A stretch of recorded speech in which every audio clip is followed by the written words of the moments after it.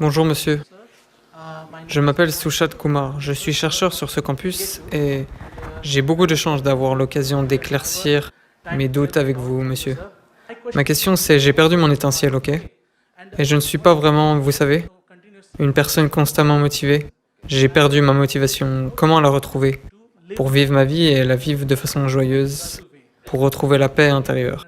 Merci monsieur. Voyez, la nature de la vie est telle que... Asseyez-vous, c'est bon. Si vous sortez dans le jardin et essayez d'attraper une fourmi, la fourmi BHU, qui est née ici, qui a grandi ici et qui va probablement mourir ici, cette fourmi BHU, si vous essayez de l'attraper, elle va dire, « D'accord, au diable ma vie, d'accord, écrase-moi si tu veux. » Est-ce le cas? Elle va tout faire pour se protéger. Sa vie lui est précieuse, n'est-ce pas? Très précieuse ou pas? Minuscule petite créature, que l'on ne remarque peut-être même pas, on peut lui marcher dessus sans même la voir, malheureusement. Mais sa vie lui est extrêmement précieuse. Oui ou non? Elle a une étincelle. Mais vous, un être humain, sur cette planète au moins, vous êtes le pic de l'évolution. Physiologiquement au moins. Oui? En ce qui concerne les traits comportementaux, on peut se poser des questions. Mais physiologiquement au moins, la créature la plus évoluée de la planète. Ce que créature la plus évoluée de la planète veut dire, c'est que elle a le système nerveux le plus complexe et elle a la plus grande capacité cérébrale. Ça veut dire que vous pouvez penser, vous pouvez vous souvenir, vous avez de la mémoire. Vous avez une mémoire très vive et une imagination fantastique. Une fourmi n'a pas une mémoire aussi vive, ni beaucoup d'imagination. Elle en a un peu. Mais elle a une présence d'esprit sur la vie qu'elle est en train de vivre.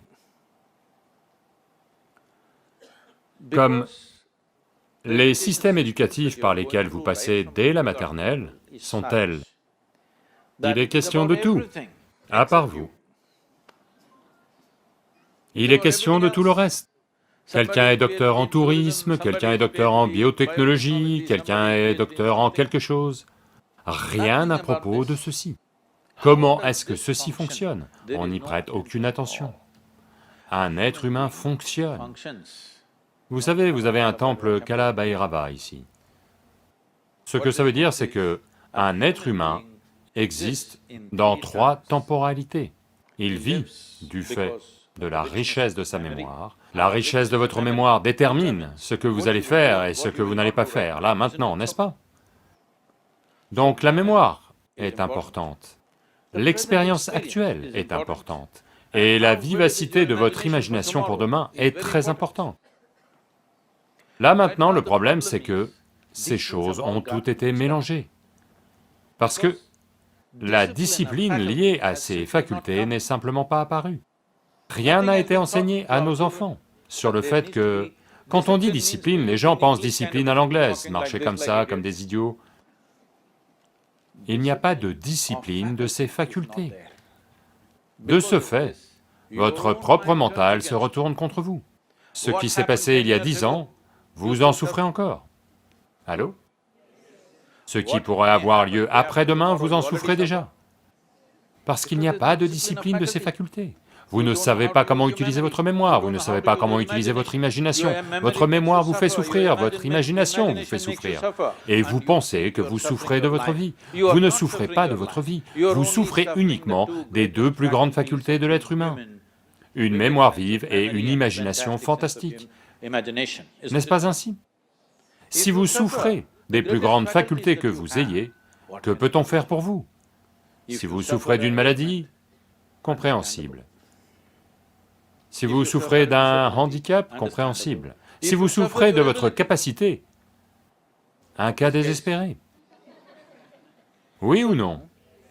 Vous souffrez de vos capacités, Si vous souffrez de votre handicap, d'accord, mais vous souffrez de vos capacités. Je dois vous dire ceci, il y a environ 4 ou 5 mois, je pense, vous l'avez peut-être vu aux nouvelles, une jeune femme de 34 ans, qui était présentatrice télé à Hyderabad, a sauté de la fenêtre du 5e étage, s'est tuée, a laissé une note. Personne n'est responsable de ma mort, mon cerveau est mon ennemi. Combien de millions d'années a-t-il fallu pour donner cette taille à ce cerveau?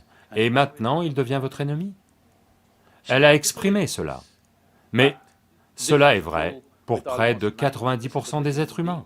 Ils souffrent de leur propre intelligence, n'est-ce pas? Si vous enlevez la moitié de leur cerveau,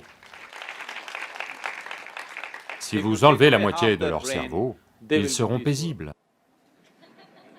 Oui, et c'est pour ça que tout un tas d'idiots n'arrêtent pas de dire que le but ultime de la vie est la paix de l'esprit. De telles personnes ne feront que reposer en paix. Maintenant vous, jeune homme, vie universitaire, s'il n'y a pas quelqu'un pour vous stimuler en permanence, ça pourrait devenir trop facile, vous savez.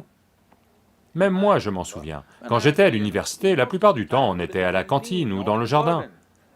La partie la plus facile de ma vie, ça a été l'université.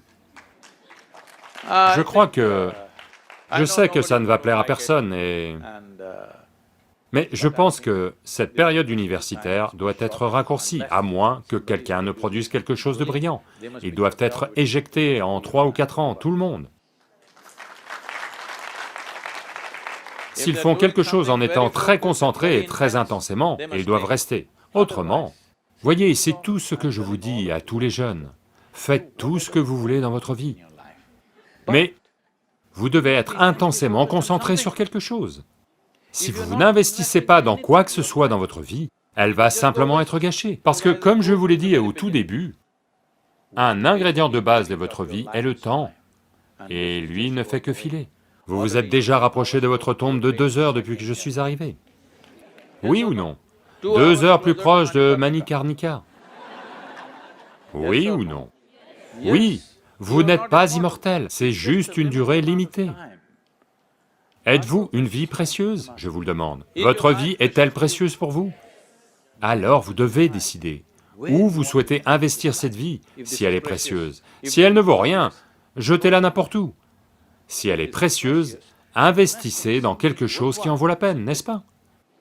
Donc si vous investissez ceci dans quelque chose qui en vaut la peine, pas une étincelle, vous serez en feu en permanence. Merci beaucoup d'avoir regardé cette vidéo. Je serais très heureux si vous appuyez également sur ce bouton. Rien ne nous fait plus plaisir que de vous abonner à notre chaîne et d'appuyer sur l'icône en forme de cloche. Veuillez également partager cette vidéo avec vos proches, afin qu'ils puissent également bénéficier de cette précieuse sagesse. N'oubliez pas de partager vos commentaires en mettant vos précieux commentaires. Merci.